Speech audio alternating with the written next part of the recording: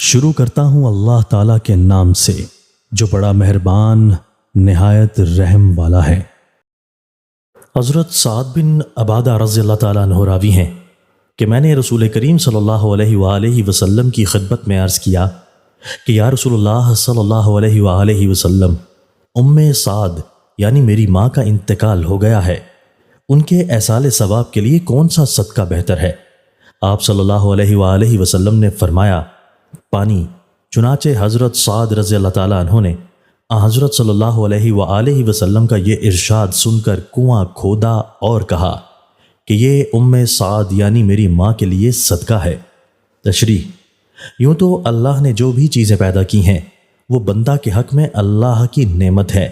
لیکن انسانی زندگی میں پانی کو جو اہمیت ہے اس کے پیش نظر بجا طور پر کہا جا سکتا ہے کہ یہ اللہ کی ان بڑی نعمتوں میں سے ایک عظیم نعمت ہے جن کے بغیر انسانی زندگی کی بقا ممکن نہیں۔ پھر مخلوق اللہ کے لیے اس کی ضرورت اتنی ہی وسیع اور ہماگیر ہے کہ قدم قدم پر انسانی زندگی اس کے وجود اور اس کی فراہمی کی محتاج ہوتی ہے۔ چنانچہ کیا دنیا اور کیا آخرت، سبھی امور کے لیے اس کی بہت زیادہ ضرورت ہوتی ہے۔ خاص طور پر ان شہروں اور علاقوں میں پانی کی اہمیت کہیں زیادہ محسوس ہوتی ہے جو گرم ہوتے ہیں، جہاں پانی کی فراہمی آسانی سے نہیں ہوتی۔ اس لیے حضرت صلی اللہ علیہ وآلہ وسلم نے پانی کو بہترین صدقہ ارشاد فرما کر اس طرف اشارہ فرمایا ہے کہ پانی کے حصول کا ہر ذریعہ، خواہ کنواں ہو یا نل والا تالاب، بہترین صدقہ جاریہ ہے کہ جب تک وہ ذریعہ موجود رہتا ہے اس کو قائم کرنے والا اللہ تعالیٰ کی رحمتوں سے نوازا جاتا ہے۔ حضرت ابن عباس رضی اللہ تعالیٰ عنہ کہتے ہیں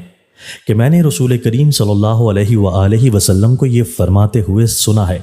کہ جو مسلمان کسی دوسرے مسلمان کو کپڑا یعنی پاجامہ کرتا اور چادر وغیرہ پہناتا ہے تو وہ اللہ تعالیٰ کی طرف سے زبردست حفاظت میں رہتا ہے جب تک کہ اس مسلمان کے بدن پر اس کے کپڑے کا ایک ٹکڑا بھی ہوتا ہے۔ تشریح: